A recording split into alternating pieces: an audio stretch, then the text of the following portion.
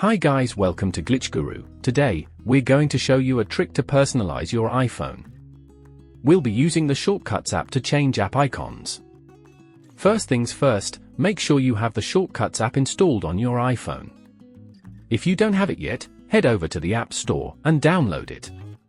Once you have the Shortcuts app installed, open it up. Now, let's create a new shortcut. Tap the plus icon in the top right corner. Next, tap on Add Action. Type Open App in the search bar, then choose the specific app for which you wish to change the icon. Once you've selected the app, tap on the circular eye button located at the bottom middle of the screen. Now, let's customize our shortcut even further. Tap on Add to Home Screen.